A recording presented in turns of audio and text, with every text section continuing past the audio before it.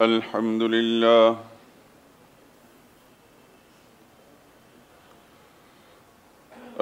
لله وكفى وسلام على عباده الذين اصطفى خصوصا على سيد الرسل وخاتم الأنبياء وعلى آله المجتبى وأصحابه الأتقياء. أما بعد فإن خير الحديث كتاب الله وخير الهدي هدي محمد صلى الله عليه وسلم وشر الأمور محدثاتها وكل محدثة بدعة وكل بدعة ضلالة وكل ضلالة في النار. أعوذ بالله من الشيطان الرجيم. بسم الله الرحمن الرحيم. النبي أولى بالمؤمنين من أنفسهم وأزواجه أمهاتهم.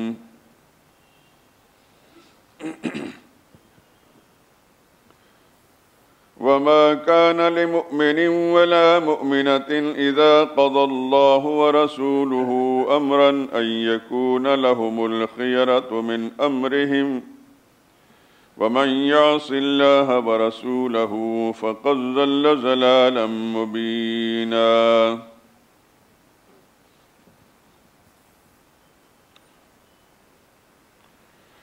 پیغمبر ایمان والوں پر ان کی جانوں سے بھی زیادہ حق رکھتے ہیں، اور پیغمبر کی بیویاں ان کی مائیں ہیں،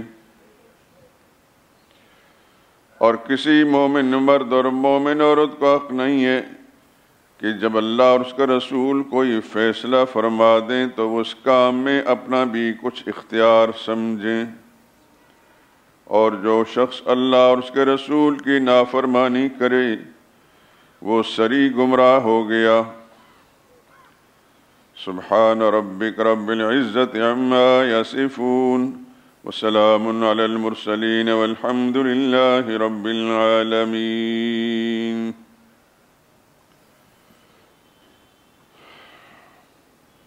درود پاک پڑھ لیں. اللہم صلی علی محمد وعلی آل محمد كما صليت على إبراهيم وعلى آل إبراهيم إنك حميد مجيد.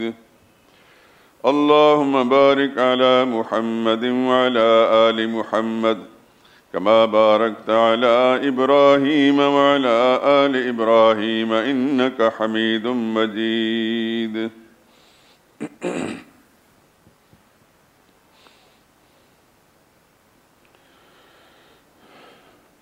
یہ خاتون گرامی قدر جو غیرت کا پیکر تھی، یہ خاتون گرامی قدر جو غیرت کا پیکر تھی، رئیس مستلق کی دختر فرخندہ اختر تھی.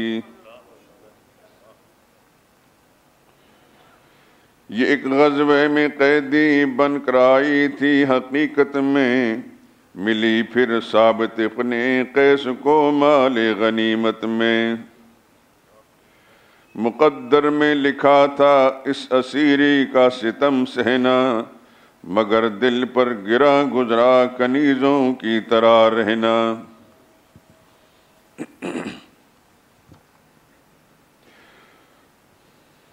زر فدیہ ادا کر کے رہائی مل تو سکتی تھی، بظاہر یوں کلی مغموم دل کی کھل تو سکتی تھی، مگر کی ساتھ گم دامن تہی تھا، ہاتھ خالی تھا، نہ سنگی تھا نہ ساتھی تھا، فقط اللہ والی تھا.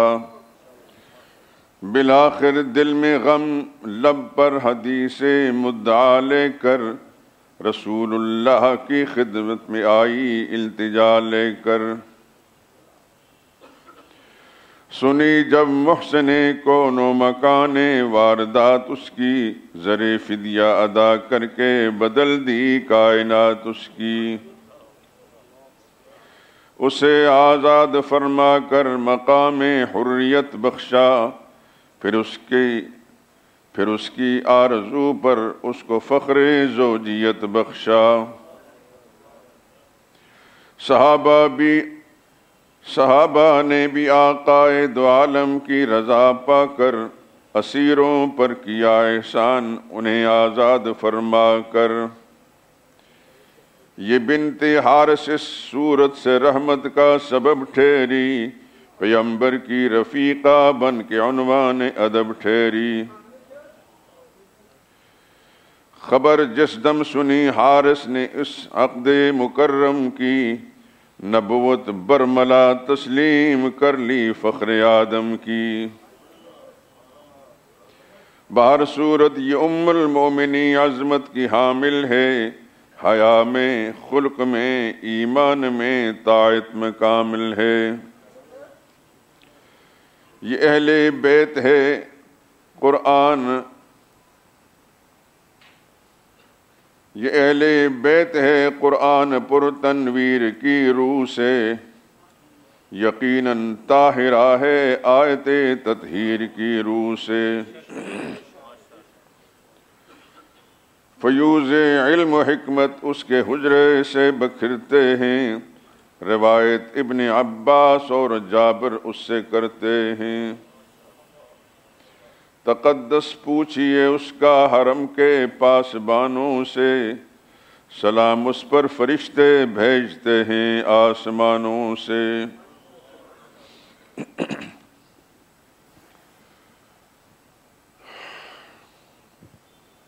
بزرگان محترم، برادران عزیز،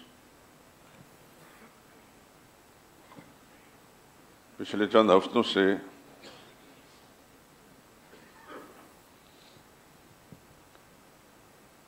خطبات جمعہ میں ہم اپنی مقدس ماؤں کی قدم بوسی کے لیے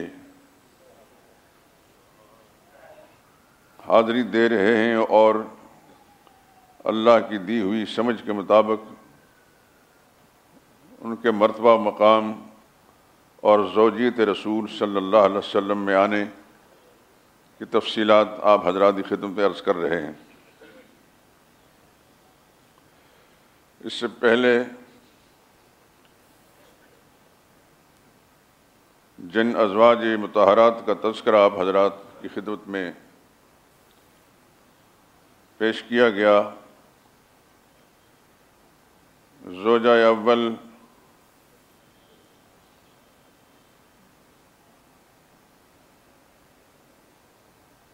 زوجہ رسول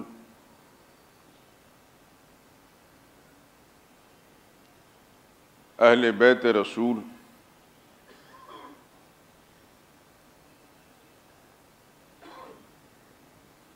سیدہ خدیجہ بنت خویلد رضی اللہ تعالی عنہا. دوسرے نمبر پر سیدہ سودا بنت زمع رضی اللہ تعالی عنہا. تیسرے نمبر پر سیدہ عائشہ صدیقہ بنت صدیق صدیقہ کائنات رضی اللہ تعالی عنہا. چوتھے نمبر پر مراد رسول سیدنا فاروق اعظم کی صاحبزادی سیدہ حفصہ رضی اللہ تعالی عنہا. پانچویں نمبر پر سیدہ زینب بنت خزیمہ رضی اللہ تعالی عنہا. اور چھٹے نمبر پر سیدہ ام سلمہ رضی اللہ تعالی عنہا کا تذکرہ سنا. ساتویں نمبر پر جس مقدس ماں کا تذکرہ آپ حضرات نے سنا، پچھلے جمعے میں کچھ تذکرہ ان کا ہو چکا ہے. وہ سرور عالم صلی اللہ علیہ وسلم کی پھوپھی زاد ہیں، سیدہ زینب بنت جہش رضی اللہ تعالی عنہا.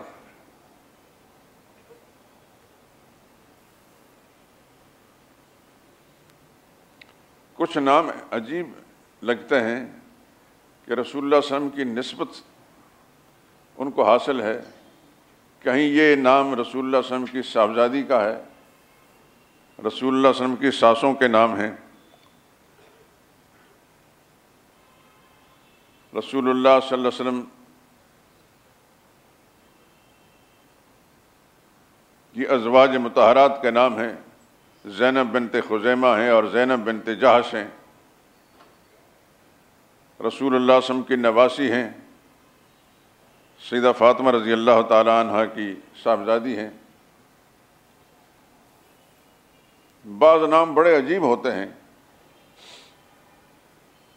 اس لیے اس ضمن میں میں بات عرض کر رہا ہوں کہ حضور کے پسندیدہ ناموں میں سے یہ نام ہے، اپنی بچیوں کے نام زینب رکھیں۔ ایسی کوشش نہ کریں، ایسے نام مت ڈھونڈیں جو نہ زمین پر ہوں نہ آسمان پر، نہ کسی انسان کا نام ہو، کیونکہ میرے سامنے جو باتیں آتی ہیں اسی کی بنا پر میں یہ بات عرض کر رہا ہوں۔ مجھے تکلیف ہوتی ہے کہ ایک مسلمان مجھ سے نام پوچھ رہا ہے اپنے بچے کا یا بچی کا، اور نام جب میں بتاتا ہوں تو پھر کہتے ہیں کوئی اچھا سا نام بتا دیں۔ بعض اوقات پھر مجھے کچھ تکلیف ہوتی ہے تو بے اختیار میں کہہ دیتا ہوں کوئی ڈرامہ دیکھیں، ڈرامے میں کسی لڑکی کو نام نظر آئے تو پھر وہی رکھ لیں، یا انڈیا پاکستان کی فلمیں دیکھ کر انہیں جو نام نظر آئے رکھ لیں۔ میں تو وہی نام بتاؤں گا جو اللہ کے پاک پیغمبر صلی اللہ علیہ وسلم نے پسند فرمائے اور صحابہ اکرام کی خواتین کے نام رکھے گئے۔ بعض نام رسول اللہ صلی اللہ علیہ وسلم نے تبدیل فرمائے،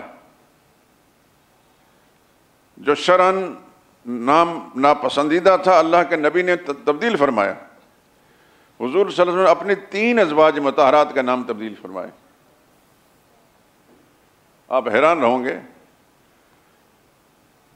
ان میں سے ایک شخصیت حضرت زینب کی ہے جو رسول اللہ صلی اللہ علیہ وسلم کی پھوپھی زاد بھی ہیں۔ ان کا نام پہلے برہ تھا، حضور صلی اللہ علیہ وسلم تبدیل فرما کر زینب رکھا۔ اسی طرح دوسری زوجہ مطہرہ جن کی منقبت میں ابھی میں نے نظم پڑھی ہے، قبیلہ خزاعہ کا جو سردار تھا، بنو مستلق کا سردار حارث بن ابی زرار، ان کی صاحبزادی تھی، ان کا نام بھی برہ تھا۔ رسول اللہ نے تبدیل فرما کر جویریہ نام رکھا۔ رسول اللہ صلی اللہ علیہ وسلم کی ایک اور زوجہ مطہرہ جو سب سے آخر میں نکاح میں لائے، ان کا نام بھی برہ تھا، حضور نے تبدیل فرما کر میمونہ نام رکھا۔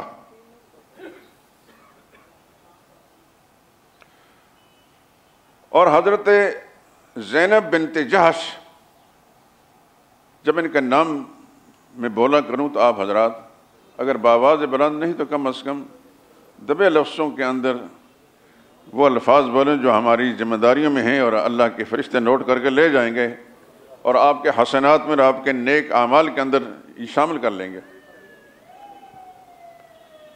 سیدہ زینب بنت جہش جو رسول اللہ صلی اللہ علیہ وسلم کی پھوپھی زاد ہیں،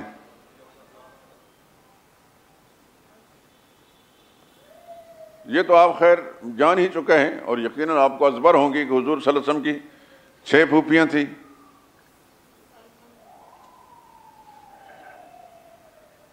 اور ان میں سے 4 مسلمان تھیں۔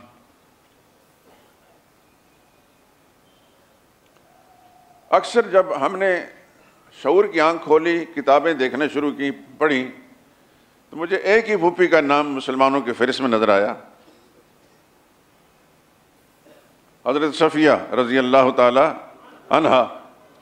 بڑا حیران ہوا میں۔ پھر حافظ بن حجر عسقلانی جو بہت بڑے محدث اور شارح بخاری ہیں اور پوری دنیا اسلام ان کی علمی عظمت کا سامنے جھکتی ہے، ہمارے بر صغیر کے ایک بہت بڑے عالم جن کا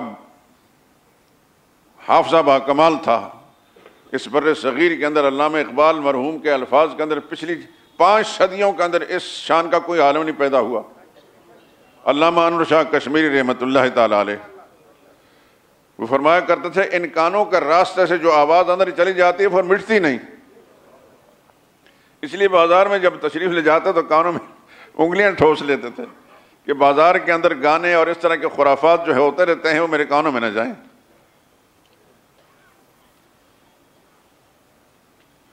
قاری محمد طیب صاحب رحمۃ اللہ تعالی علیہ نے لکھا ہے کہ شاہ صاحب رحمۃ اللہ تعالیٰ کی زندگی کے آخری دن تھے، بیمار تھے، گھر میں لیٹے تھے، تو میں اجازت حاصل کر کے شاہ صاحب کی خدمت پہنچا اور اجازت لے کر پاؤں دبانا شروع کیے۔ تو میں نے موقع سے فائدہ اٹھا کر شاہ صاحب سے ایک بات پوچھی کہ حضرت میں ایک شخصیت پر کچھ لکھ رہا ہوں لیکن اس کے حالات مجھے معلوم نہیں ہو رہے۔ ظاہر ہے دارالعلوم دیوبند کا محتمم ہو اور اتنی بڑی لائبریری اس کے پاس اس کی ملکیت میں ہو۔ میں جب ہندوستان میں گیا تھا 1980 میں، تو دارالعلوم دیوبند کی لائبریری کا رقبہ اتنا بڑا تھا جیسا ریگل چوک مسجد شہداء سے لے کر چیرنگ کراس تک۔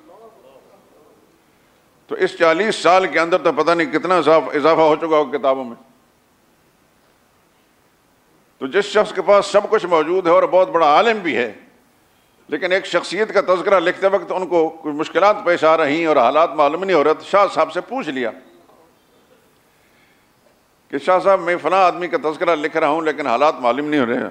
شاہ صاحب نے فوراً فرمایا فلاں کتاب کی فلاں جلد کے فلاں صفحے پر دیکھ لیں۔ حضرت قاری صاحب رحمہ اللہ فرماتے ہیں کہ مجھے میری خوشی کی انتہا نہ رہی کہ میں ہفتوں سے تلاش کر رہا تھا، پتہ نہیں چل رہا تھا۔ ایک پل میں شاہ صاحب نے کتاب کا نام بھی بتا دیا، اس کی جلد کا نام بھی بتا دیا اور صفحات بھی بتا دیا۔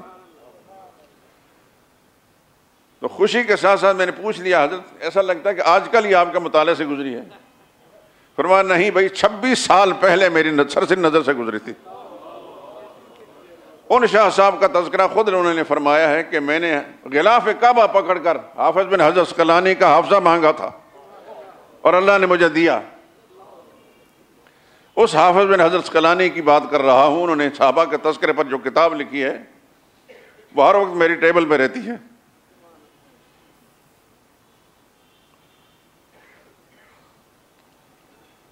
یہ چونکہ میرا ایک پسندیدہ موضوع ہے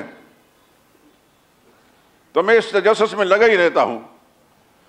میری مطالعے کی ٹیبل دائیں بائیں اتنی کتابیں ہیں کہ میں بیچ میں بیٹھا ہوا چھپا نظر آتا ہوں اور لائبریری میں رکھنے کی جگہ کوئی نہیں، آگے پیچھے الماری میں ٹھونسی ہوئی ہیں، بعض اوقات کتاب تلاش کرتے ہوئے مشکل ملتی۔ میری اہلیہ نے ایک دفعہ کہا اب اور تو کچھ جگہ نہیں، چھت کے ساتھ کوئی چیز لٹکا لے اور وہاں لائبریری بنا لیں۔ لیکن بہرحال کتاب مجھے اپنی جان سے زیادہ عزیز ہوتی ہے۔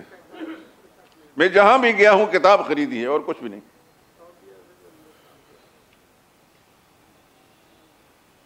انڈیا جب ہم گئے تھے تو وہاں سے کتابیں جو خریدی مختلف جگہوں سے، تو میں نے دہلی جانا تھا، سبب سے ویزا لگ گیا۔ ہمارے ایک عزیز آج کل وہ انگلینڈ میں ہیں، وہ واپس آ رہے تھے لاہور، تو میں نے کہا یہ میری کتابیں لے جائیں، تو تقریباً 7 من کتابیں تھیں۔ بہرحال خیر عرض کر رہا تھا، حافظ بن حجر عسقلانی رحمۃ اللہ تعالی کی کتاب، اس کا نام اصابہ، علمی دنیا میں بڑا نام ہے ان کا۔ حافظ بن حجر عسقلانی تو خیر بہت بڑے انسان ہیں، لیکن ان کی کتاب بھی بڑی عجیب کتاب ہے۔ اس موضوع پر سلف صالحین نے جتنی کتابیں بھی لکھی ہیں سب سے جامع کتاب حافظ بن حجر عسقلانی کی۔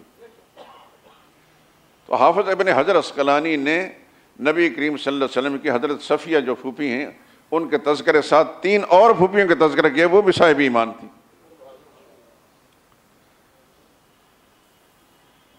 ان میں حضرت امیمہ بھی ہیں جو حضرت زینب کی والدہ ہیں۔ جس شخصیت کا تذکرہ ہم اس وقت کر رہے ہیں حضرت زینب بنت امیمہ رضی اللہ تعالی عنہ۔ ایک پھوپھی رسول اللہ صلی اللہ علیہ وسلم کی، ان کا نام اروا ہے رضی اللہ تعالی عنہ۔ ایک پھوپھی حضور صلی اللہ علیہ وسلم کی صاحب ایمان، ان کا نام عاتقہ ہے رضی اللہ تعالی عنہ۔ تو میں بڑا سوچتا رہا کہ یہ حضرت صفیہ کو مسلمان قرار دیا جاتا، باقی کسی کے ایمان کا تذکرہ نہیں ہوتا۔ پھر جو لوگ اس کا تذکرہ کرتے ہیں تو اس میں محمد بن اسحاق ایک مورخ گزرے ہیں، اس کا نام بات لے لی۔ اس نے کہا ہے کہ صفیہ کے علاوہ کوئی بھی ایمان نہیں لائی۔ مجھے بڑی حیرت سی ہوتی کہ ان صاحب کو کیا چڑ ہے رسول اللہ صلی اللہ علیہ وسلم کی ازواج مطہرات سے۔ تو کتابوں کے مطالعے کے دوران ایسا معلوم ہوا کہ یہ صاحب رسول اللہ صلی اللہ علیہ وسلم کی پھوپھیوں سے، صحابہ سے بھی ایسا ہی ہے، صحابہ کے معاملے میں اسی طرح ہی ہیں، بڑے بخیل ہیں وہ۔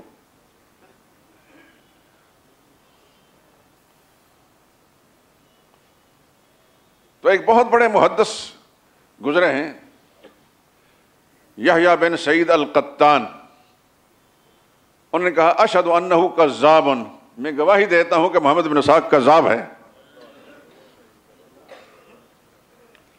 امام مالک رحمۃ اللہ تعالی، امام دار الہجرت مدینہ کے امام، ابو حنیفہ رحمہ اللہ کے زمانے کے، یہ دو شخصیتیں بڑی ہیں، امام ابو حنیفہ رحمۃ اللہ تعالی، امام مالک۔ اور امام مالک پہلے انسان ہیں جو حدیث پڑھانے والے ہیں۔ امام مالک جب حدیث پڑھا رہے تھے، امام بخاری پیدا بھی نہیں ہوئے تھے اس زمانے میں۔ امام بخاری کے شاگردوں کے اندر امام محمد بن حسن شیبانی ہیں، جو ابو حنیفہ کے چھوٹے شاگرد ہیں۔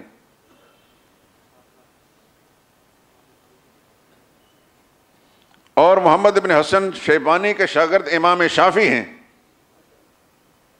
اور امام شافعی کے شاگرد امام احمد بن حنبل ہیں، اور امام احمد بن حنبل یہ امام بخاری کے استاد ہیں۔ یہ اتنا فرق ہے۔ تو امام مالک رحمۃ اللہ تعالی علیہ جو بہت بڑے فقیہ بھی تھے اور محدث بھی تھے، خدا کی ارب و رحمت نازل ہو ان پر۔ اتنا ادب تھا، مدینے میں رہتے تھے کہ رسول اللہ صلی اللہ علیہ وسلم کے اس شہر کے اندر جوتے پہن کر نہیں چلتے تھے۔ اتنا ادب تھا حضور صلی اللہ علیہ وسلم کا ان کے دل کے اندر کہ شاگرد جب حدیث کی روایت پڑھتے، الفاظ پڑھتے، اس کی تشریح کرتے وقت ذرا دھیمے الفاظ سے بولتے۔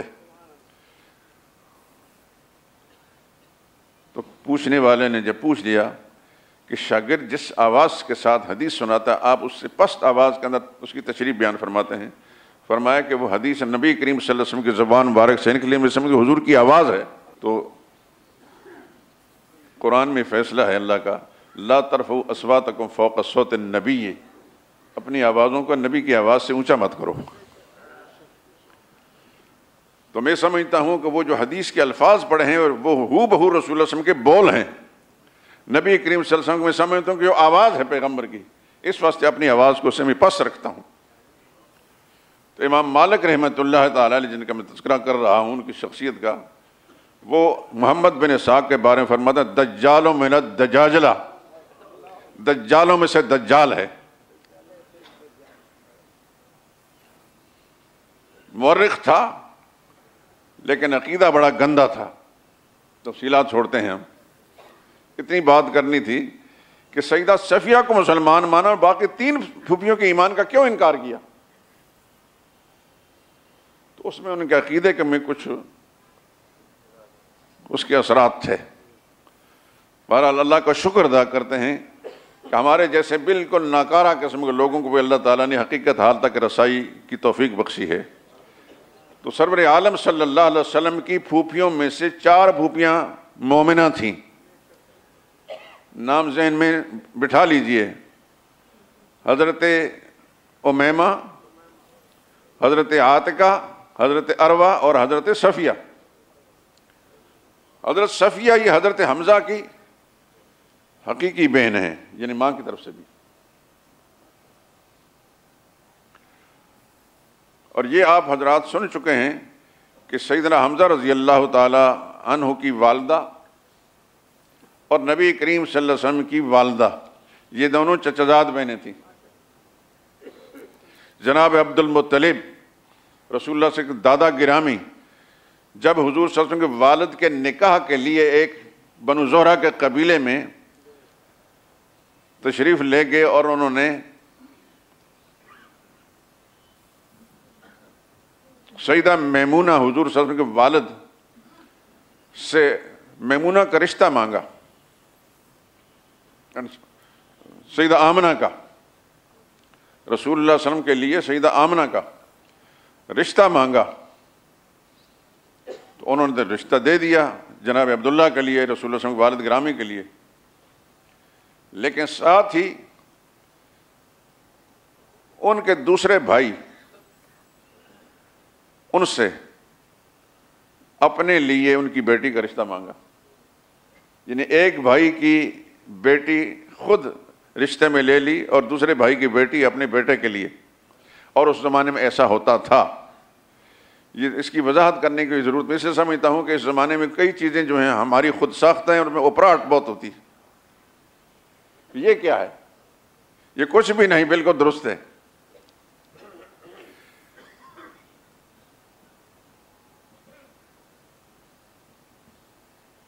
تو سیدنا حمزہ رضی اللہ تعالی عنہ کی والدہ، ان کا نام حالہ تھا۔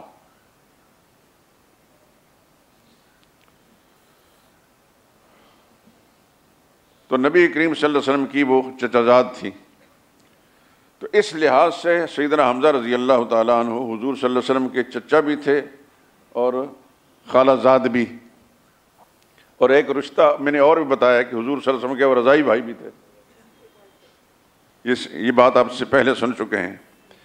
ان کی عمروں میں بڑا زیادہ فرق نہیں تھا، 2-2.5 سال کا فرق تھا، رسول اللہ صلی اللہ علیہ وسلم سے عمر میں بڑے تھے سیدنا حمزہ۔ اس وجہ سے بچپن کے یہ دوست بھی تھے، چچا بھتیجا بھی تھے، رضائی بھائی بھی تھے اور خالہ زاد بھی تھے۔ یہ وہ چیزیں ہیں کہ جن پر نظر ہونی چاہیے ہر مسلمان کی، تاکہ وہ اپنی معلومات کے ذریعے سے دوسروں کی رہنمائی کر سکے۔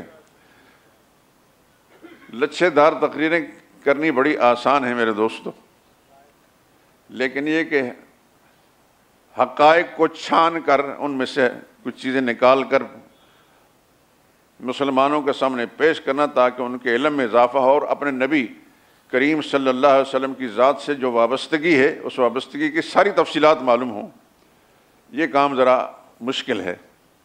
اول تو کتاب تک رسائی مشکل ہے، کتابیں اب اتنی مہنگی ہو چکی ہیں کہ آپ حیران رہیں گے، خصوصاً بیرونی ملک کتابیں، باہر سے آنے والی کتابیں جو عموماً بیروت میں چھپتی ہیں، کچھ عراق میں ہوتی ہیں، کچھ مکہ معظمہ میں چھپتی ہیں، کچھ دوسرے مصر میں، لیکن کتابیں بہت مہنگی ہیں۔ آپ اپنے اماموں کو اتنے پیسے دیتے نہیں وہ اپنی روٹی کا نظام صحیح طریقے سے چلا سکیں، وہ کتاب کہاں سے خریدیں گے؟ میں آپ کو صحیح بات بتاتا ہوں، میں نے اپنے بہت سارے معاملات میں اپنے پر تنگی، بنیادی ضرورتوں کی چیزوں کو چھوڑ کر یہ کتابیں خریدیں، لیکن میرے علم میں ہے کہ ائمہ مساجد کو اگر ان کے اندر کوئی علمی صلاحیت ہے بھی، ہماری قوم نے ان کو بالکل چوتھے درجے سے بھی پیچھے پھینکا ہوا ہے۔ جو درجہ چہارم کے ملازم ہوتے ہیں اس سے بھی پیچھے پھینکا ہوتا ہے۔ بہت دکھ ہوتا ہے خدا کی قسم، اور یہ میں بات کہہ دیتا ہوں، پتہ نہیں کب تک زندگی ہے، جب تک دین کی اور اہل دین کی بے قدری رہے گی، جب تک دین کی اور اہل دین کی بے قدری رہے گی، خدا دین کے فیض سے کبھی بھی فیض یاب نہیں فرمائیں گے، نسلوں کے اندر بھی بے دینی رہے گی۔ میرے دوستو، دنیا میں ایک دفعہ آنا ہوتا، بار بار نہیں آئیں گے۔ اپنی سوچوں میں مثبت تبدیلی لائیں، دین کو سب سے عظیم سمجھیں، اور جس سے آپ کو دین پہنچ رہا ہے اس کو بھی عظیم سمجھیں۔ سیاسی وابستگیوں کے ساتھ آپ شیطانوں کو اپنا لیڈر مان لیتے ہیں، جو کردار کے بھی کسی میں معیار کے نہیں ہوتے، ان کے سامنے جھکتے ہیں، ان کو سلوٹ مارتے ہیں، ان کو زندہ باد کا نعرے لگاتے ہیں۔ کچھ عرصے کے بعد پھر وہ ایسے گوشہ گمنامی میں چلے جاتے ہیں کہ علم یکن، جیسا تھا ہی نہیں۔ دین بھی باقی رہے گا، اہل دین بھی باقی رہیں گے انشاءاللہ العزیز۔ آپ قدر کریں یا نہ کریں، میرے رب کی نظروں کے اندر ہمیں قدر ہے۔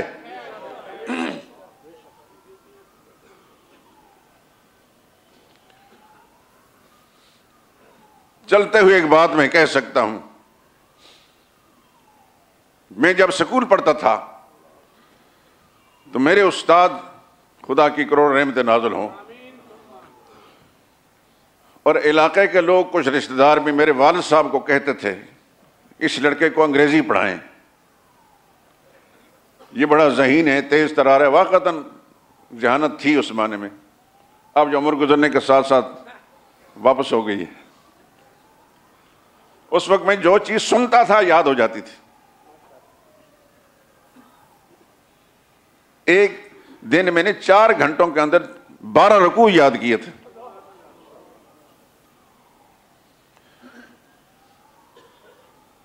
خیر یہ تو ضمنی سی باتیں ہیں۔ لوگوں نے مشورہ دیا والد صاحب کو کہ اس کو انگریزی پڑھائیں، یہ بڑا افسر بنے گا آپ کو۔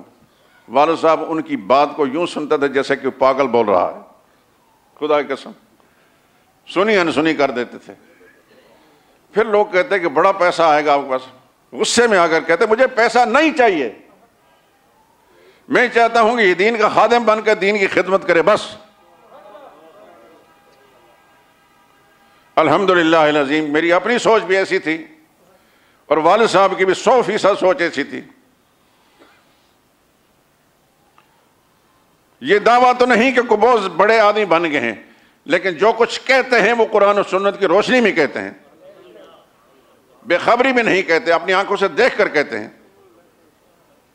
آج جب میرے ہاتھ اٹھتے ہیں دعا کے لیے، کسی وقت بھی اٹھتے ہیں، تو اپنے لیے بعد میں ہوتی ہے، والد کے لیے پہلے ہوتی ہے۔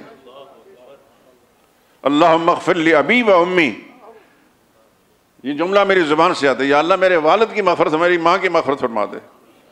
وہ دنیا میں نہیں ہے، اگر انہوں نے اس لائن پر مجھے نہ لگایا ہوتا، ہو سکتا ہے کہ میں دنیوی لحاظ سے بڑا آدمی بن جاتا، لیکن شاید نماز بھی پڑھتا کہ نہ۔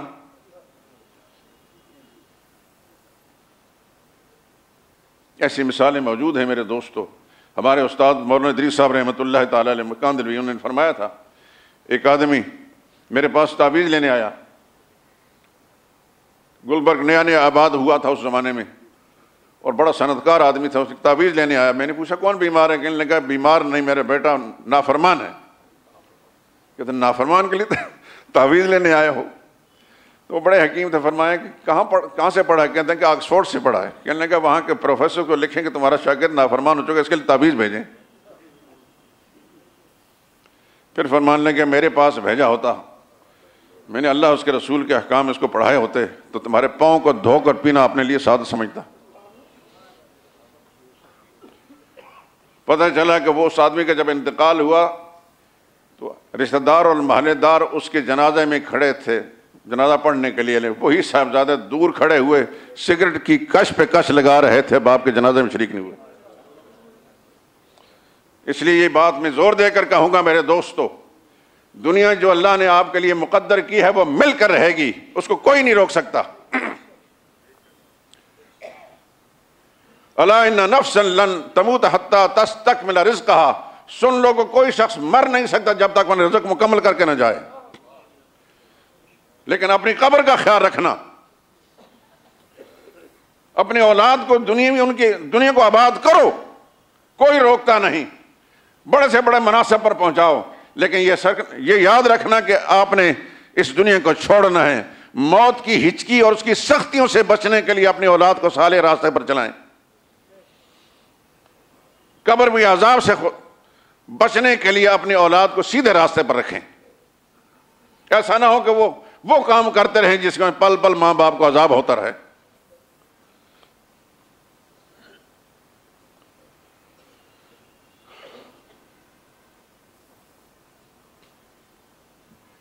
میں جب اسکول میں داخل ہوا تو میرے استاد نے مجھے گود میں اٹھایا۔ عقیدت تھی ہمارے خاندان کے ساتھ، جو خاندان ہمارا بزرگوں کا تھا کئی 100 سال سے، الحمدللہ میں جیسا کیسا بھی ہوں لیکن میرے سلسلہ نسب بہت اعلیٰ ہے۔ تو جب میں فارغ التحصیل ہو کر اپنے استاد سے ملنے گیا، وہ حیات تھے اس وقت، مغرب کی نماز سے ذرا پہلے میں ملا تو مجھے دیکھ کر بہت خوش ہوئے۔ نماز وہاں پڑھی ان کے بنگلے پر ہی نماز میں نے پڑھائی، تو پھر اس کے بعد مجھے اپنے بیڈ پر بٹھا کر سامنے کرسی پر بیٹھ کے میں حیران ہوا یہ ایسا کیوں کیا. کہنے لگا میں یہ دیکھنا چاہتا ہوں جس بچے کو میں نے گود میں اٹھایا تھا آج وہ عالم بن کر میرے سامنے بیٹھا. بہرحال ان کی شفقتیں تھیں. آج میرا برسوں گزر چکے ہیں دنیا چھوڑے ہوئے ان کے لیے. آج بھی میں جب بھی بولتا ہوں تو اپنے اس استاد کے لیے جو سکول کا استاد اس کے لیے رحمت اللہ تعالیٰ کہتا ہوں. خیر، تذکرہ ہو رہا ہے سرور عالم صلی اللہ علیہ وسلم کے خاندان اور آپ کی پھوپھیوں کا. حضور کی 4 پھوپھیاں مسلمان تھیں، نام بھول نہ جانا. میں یہ جو محنت کر رہا ہوں میرے 47 سال کے اندر پہلی مرتبہ یہ موضوع چھیڑا ہے، اور آپ دیگر مساجد میں جائیں گے انشاءاللہ کہیں سے بھی کوئی آپ کو یہ آواز نہیں نظر آئے گی. اس لیے کہ اتنی محنت کرتا کوئی نہیں، اول تو ان کتابوں تک رسائی نہیں، اس لیے بہت محنت کرنی پڑتی ہے. تو میں یہ چاہتا ہوں کہ میرے سامعین، میرے احباب جو میرے پاس آتے ہیں ان کے ذہنوں کے اندر یہ ساری روشنی پڑ جائے. نبی کریم صلی اللہ علیہ وسلم کی ذات سے محبت ہے تو حضور کی ہر نسبت سے پیار بھی ہو اور ہر نسبت کی پہچان بھی ہو. بات ہو رہی تھی حضرت زینب بنت جہش کی، یہ رسول اللہ صلی اللہ علیہ وسلم کی پھوپھی زاد ہیں. حضرت زینب کا نام برہ تھا، ماں باپ نے برہ رکھا. جب حضور کی زوجیت میں آئیں تو رسول اللہ نے نام بدلے، اور حضور صلی اللہ علیہ وسلم نے کئی نام بدلے ہیں. جیسے نے بتایا کہ 3 بیویوں کے نام برہ تھے، تینوں کے حضور نے بدلے. حضرت زینب بنت جہش کا نام برہ تھا، حضور نے زینب نام رکھا. حضرت جویریہ کا نام برہ تھا، حضور نے جویریہ رکھا. حضرت میمونہ کا نام برہ تھا، حضور نے میمونہ رکھا. غلط نام اگر کسی نے بھی جہالت کا سبب سے رکھے ہیں تو ان کو اب بھی تبدیل کر لیں. لوگ بہانے کرتے ہیں جناب سکول کے سرٹیفکیٹ کے اندر، برتھ سرٹیفکیٹ میں فلاں. جب انسان کوئی کام کرنا چاہے تو آسان ہوتا ہے، کوئی مشکل نہیں ہوتا. ایک بات اچانک میرا ذہن منتقل ہوا، کئی لوگ بچے اڈاپٹ کر لیتے ہیں، اپنے بچے نہیں ہوتے، اپنے یا کسی رشتہ دار کا یا غیر رشتہ دار کا بچہ گھر میں لے پالک رکھ لیتے ہیں اور اس کو پھر اپنا نام دیتے ہیں ولدیت کا. سن لیں سارے دوست، میری بات پر یقین نہیں ہوتا کسی صاحب علم بڑے عالم مفتی سے جا کر پوچھیں، خبردار ایسا نہ کرنا، ولدیت تبدیل نہ کرنا. اللہ کے پاک پیغمبر نے فرمایا جو ولدیت تبدیل کرتا ہے اس کو جنت کی خوشبو بھی نہیں ملے گی.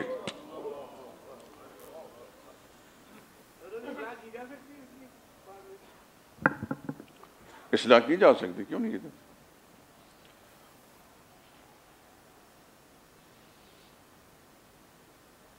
یہ میری ذمہ داری میں ہے کہ آپ حضرات کو سچ بات بتاؤں.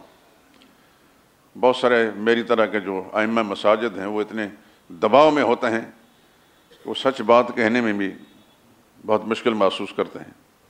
لیکن میں صرف اپنے رب سے دبتا ہوں الحمدللہ العظیم، کیونکہ وہی میرا خالق، وہی میرا مالک، وہی میرا رب ہے، وہی میرا حاجت روا ہے اور وہی مشکل کشا ہے. یہ میرا ایمان بھی ہے اور یہ میرا سبق بھی ہے.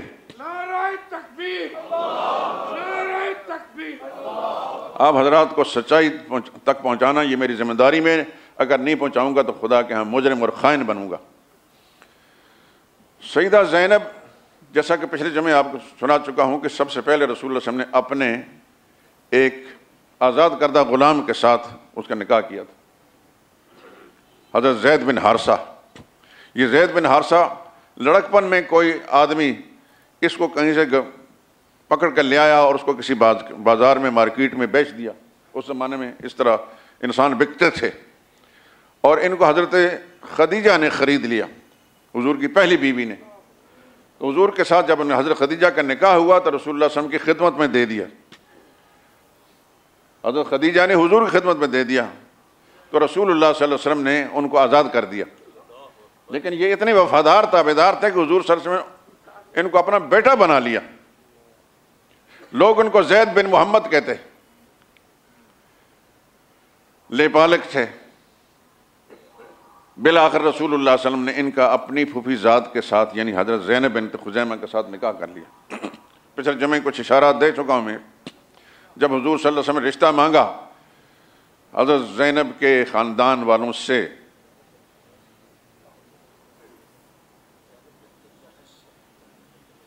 زینب بنت خزیمہ نہیں، زینب بنت جحش، ان سے جب رشتہ مانگا تو حضرت زینب نے پوچھا کس کے لیے، ان کے بھائی نے پوچھا کس کے لیے، عبداللہ بن جحش۔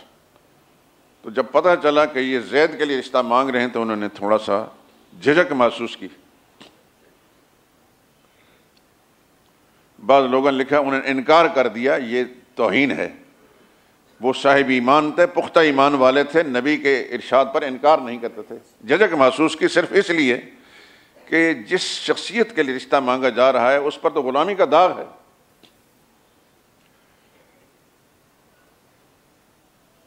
پھر اللہ کا فیصلہ نازل ہوا، وَمَا كَانَ لِمُؤْمِنٍ وَلَا مُؤْمِنَةٍ إِذَا قَضَى اللَّهُ وَرَسُولُهُ أَمْرًا أَن يَكُونَ لَهُمُ الْخِيَرَةُ مِنْ أَمْرِهِمْ، سورہ احزاب کی آیت نمبر 36۔ کسی مومن مرد کو اور مومن عورت کو حق نہیں پہنچتا کہ اللہ اس کے رسول کوئی فیصلہ فرما دیں اور اس فیصلے کے بعد پھر وہ اس معاملے میں اپنا بھی کچھ اختیار سمجھیں۔ بس یہ آیت نازل ہوئی تو فوراً حضرت زینب نے بھی گردن جھکا لی، اونچے خاندان کی، بڑے خاندان کی ہیں کہ اللہ اس کے رسول کا حکم، گردن جھکا لی، اور چنانچہ ان کا رشتہ اور نکاح ہو گیا حضرت زید بن حارثہ کے ساتھ۔ خدا کا نظام ایسا ہے، زید بن حارثہ بھی بڑے نیک اور متقی انسان تھے، سیدہ زینب بھی بڑی صاحب ایمان تھی، پختہ ایمان والی تھی اور قدیم الاسلام تھی۔ یہ سارا گھرانہ قدیم الاسلام ہے، لیکن مزاج نہیں ملے۔ اب مزاجوں پر کنٹرول کس کا ہے؟ لاکھ بھی انسان اپنی طبیعت پر جبر کرے لیکن بہت ساری باتیں طبیعت کے خلاف نظر آتی ہیں تو پھر بے اختیار انسان اس کے خلاف بول پڑتا ہے۔ قصہ مختصر یہ کہ جب مزاج نہیں ملے تو حضرت زید بن حارثہ نے رسول اللہ صلی اللہ علیہ وسلم کے سامنے شکایت کی کہ میں زینب کو طلاق دینا چاہتا ہوں۔ تو حضور صلی اللہ علیہ وسلم نے ان کو فرمایا کہ آپ طلاق نہ دیں۔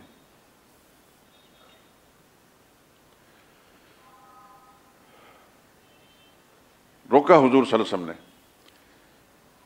حضور سمجھتے تھے کہ اول تو طلاق ہے ہی بڑی مذموم چیز، دوسری یہ کہ اس اونچے خاندان کی اس خاتون نے جو میری پھوپھی زاد ہیں، یعنی ماں کی طرف سے بھی بڑی اونچے خاندان کی اور باپ کی طرف سے اونچے خاندان کی، یہ قربانی دی تھی۔ اب طلاق کا لفظ جب آیا جائے گا تو بہت بڑی ان کی حوصلہ شکنی ہوگی، توہین ہوگی، وہ اپنی توہین محسوس کریں گے۔ طلاق نہ دیں۔ قرآن کریم کی آیت میں پڑھتا ہوں،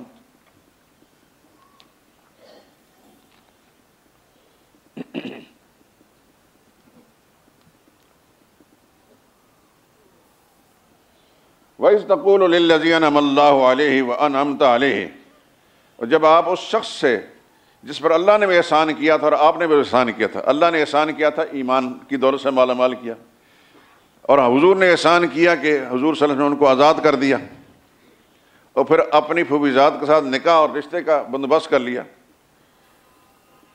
فرما رہے تھے حضور، امسک علیک زوجک، اپنی بیوی کو روکے رکھو، طلاق مت دو، واتق اللہ، اور اللہ سے ڈرو، وتخفی فی نفسک ما اللہ مبدیہ، تم چھپا رہے تھے ایسی چیز کو جس کو اللہ ظاہر کرنا چاہتے تھے۔ یہ حضور صلی اللہ علیہ وسلم نے فرمایا حضرت زید بن حارثہ کو، لیکن بالآخر قصہ مختصر، فلما قضا زید منہا وطرا، بالآخر حضرت زید نے ان کو طلاق دے ہی دی۔ یہ زید اس زید بن حارثہ کا نام ہے، قرآن کریم میں یہ واحد صحابی ہیں جن کا نام آیا ہے۔ علماء نے لکھا ہے کہ ابوبکر صدیق جیسے انسان کا نام نہیں آیا، ان کا نام کیوں آیا؟ فرماتے ہیں کہ انہوں نے ایک بہت بڑی قربانی دی تھی، اس واسطے اللہ نے ان کی دلجوئی کی خاطر ان کا نام قرآن میں قیامت تک کے لیے رکھ دیا۔ جب بھی کوئی مسلمان قرآن کریم تلاوت کرے گا تو زید کا نام لے گا۔ تو حضرت زید نے طلاق دے دی تو سیدہ زینب رضی اللہ تعالیٰ عنہ نے پہلے قربانی دی تھی، اونچے خاندان کی لڑکی ہو کر بھی ایک غلامانہ داغ والے آدمی کے ساتھ نکاح پر راضی ہو گئی تھیں، ان کی دل جوئی بھی اللہ پاک نے کرنی تھی۔ اللہ نے فرمایا زوجناکہا، میرے پیغمبر زید نے طلاق تو دے دی ہے، لیکن ہم نے زینب بنت جہش کا نکاح ہم نے آسمانوں پر آپ کے لیے کر لیا۔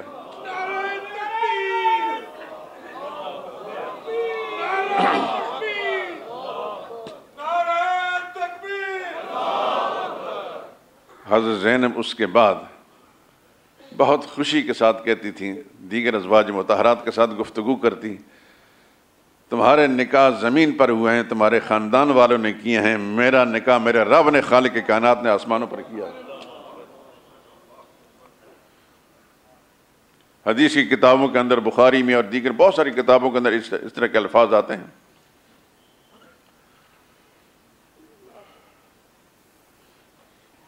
لیکن یہاں ایک ضروری بات آپ ذرا سے کر کے بات ختم کرنی ہے۔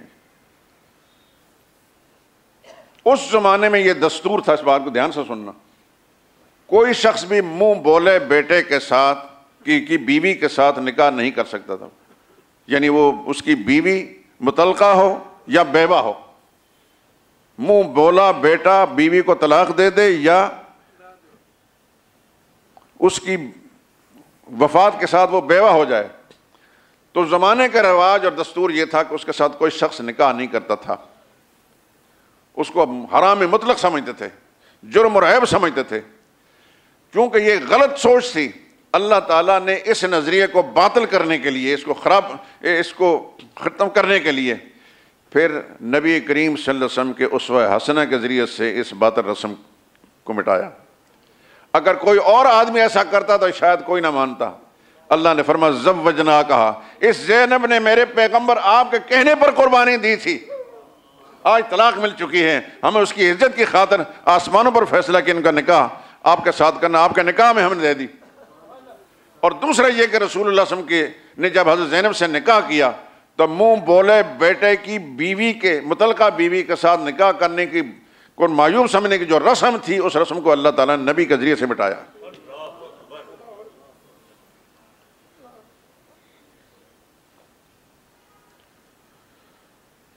اللہ نے فرمایا کہ لا یکون علی المؤمنین حرج فی ازواج ادعیائہم، تاکہ مومنوں کے لیے ان کے منہ بولے بیٹوں کی بیویوں کے ساتھ نکاح کے بارے میں جبکہ وہ ان کو اپنی طلاق دے چکے ہیں کچھ تنگی اور کسی قسم کی حرج محسوس نہ کریں۔ قرآن کریم کی اس آیت کے ذریعے سے یہ قانون بن گیا کہ منہ بولا بیٹا بولا اصل بیٹا نہیں ہوتا، منہ بولی ماں بھی اصل ماں نہیں ہوتی، منہ بولا بیٹا بھی اصل بیٹا نہیں ہوتا۔ اگر وہ کسی کو طلاق دے تو جس نے اس کو بیٹا بنایا ہے وہ اس کے ساتھ نکاح کر سکتا ہے، یا وہ خود فوت ہو جائے اور اس کی بیوہ رہ جائے تو جس نے منہ بولا بیٹا بنایا تھا اس کے ساتھ نکاح کر سکتا ہے آج بھی۔ اور ایک اور مسئلہ سمجھ لیے اس زمن میں، چچا اگر کسی عورت کو طلاق دے دے، بھتیجا اس کے ساتھ نکاح کر سکتا ہے، چچا فوت ہو جائے اس کی بیوہ رہ جائے، عدت گزارنے کے بعد اس کا بھتیجا نکاح کر سکتا ہے۔ اس طرح ماموں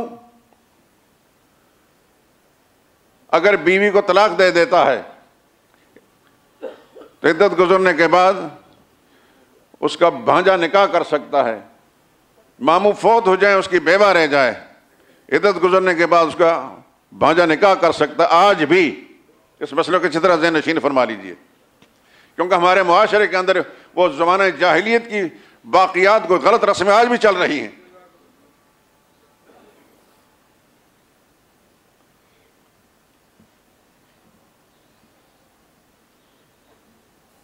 تو رسول اللہ صلی اللہ علیہ وسلم نے حضرت زینب کے ساتھ نکاح کر لیا۔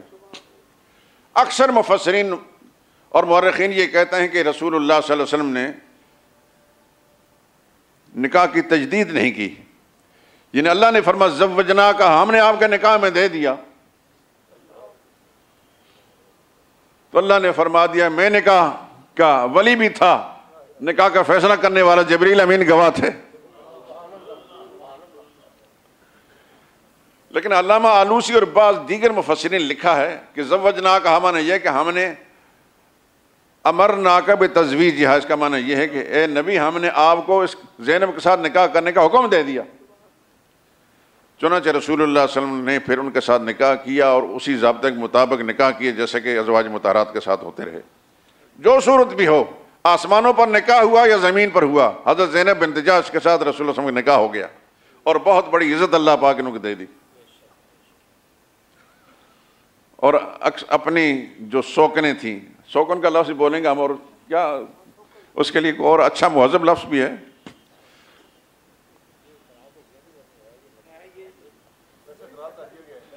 بہرحال وہ ان کے ساتھ جب بھی گفتگو کرتی، جب اس طرح کی محفل ہوتی تو کبھی کبھی فرمایا کرتی اپنی برتری جتلانے کے لیے۔ برتری ایک پہلو سے یوں بھی تھی کہ حضور صلی اللہ علیہ وسلم کی پھوپھی ذات تھی، باقی ازواج مطہرات میں کوئی رسول اللہ صلی اللہ علیہ وسلم کے ساتھ نہ کوئی چچا ذات تھی نہ کوئی پھوپھی ذات تھی۔ یہ بھی ان کو ایک اعزاز حاصل تھا، کیونکہ ایک چچا کی بیٹی سے رشتہ مانگا تھا حضور صلی اللہ علیہ وسلم نے، اس چچا نے رشتہ نہیں دیا۔ سن لیں نہیں آپ؟ ابو طالب سے ان کی بیٹی کا رشتہ مانگا تھا، ابو طالب نے رشتہ نہیں دیا، نہیں ہوگا اس کے مقدر میں۔ لیکن زینب بنت جحش حضور صلی اللہ علیہ وسلم زوجیت میں آ گئیں، ان کے لیے رسول اللہ صلی اللہ علیہ وسلم ان کے ماموں ذات تھے اور رسول اللہ صلی اللہ علیہ وسلم کے لیے وہ پھوپھی ذات تھی۔ ان کا نکاح ہو گیا، چاہے زمین پر نکاح پڑھا گیا یا نہیں پڑھا گیا، لیکن قرآن کریم کا نص قطعی موجود ہے، قرآن قیامت تک رہے گی۔ زوجنا کہا، اے نبی ہم نے زینب آپ کے رشتے میں دے دی۔ اس ذریعے سے ایک تو یہ کہ متبنہ لے پالک منہ بولے بیٹے کی بیوی کے ساتھ جب وہ طلاق دے دے تو نکاح کرنا جو ممنوع اور معیوب سمجھا جاتا تھا، اس رسم کو خدا نے ختم کیا۔ دوسرا یہ کہ حضرت زینب رضی اللہ تعالیٰ عنہ کے نکاح کے موقع پر اللہ تعالیٰ نے پردے کا حکم نازل فرمایا۔ تیسرا یہ کہ پرتکلف قسم کا ولیمہ حضرت زینب کا ہوا تھا، باقی ازواج مطہرات کے ولیمے اس شان سے نہیں ہوئے تھے۔ اور وہ پرتکلف کیا تھا؟ حضور صلی اللہ علیہ وسلم نے ایک بکری ذبح کرائی، گوشت اور شوربہ تھا۔ ایک اور خاتون مدینہ طیبہ کی خاتون بڑی شان والی تھی، اللہ کی کروڑوں رحمتیں نازل ہوں، انہوں نے مالیدہ بنا کر جو زمانے کی مرغوب غذا تھی وہ بھیجا، تو اس طرح اس دسترخوان پر، ولیمے کے دسترخوان پر ایک سے زیادہ کھانے جمع ہوا اور مسلمانوں نے بڑے آرام اطمینان سے ساتھ کیا۔ تو حضرت زینب کا نکاح خود ان کی ذات کے لیے اعزاز تو تھا ہی، لیکن مسلمانوں کے لیے بھی بڑی راحت اور سہولت کا ایک سامان اللہ تعالیٰ نے بنا دیا۔ بہرحال میں چاہتا تو تھا کہ آج میں حضرت جویریہ کا تذکرہ بھی کروں، لیکن ضمناً حضرت جویریہ کا تذکرہ ہوا ہے، انشاءاللہ عزیز زندگی نے اگر ساتھ دیا تو آئندہ اس کا تذکرہ کریں گے۔ آج حضرت زینب بنت جحش رضی اللہ تعالیٰ عنہ کے تذکرے پر بات کو ختم کرتے ہیں۔ وآخر دعوانا الحمدللہ رب العالمین۔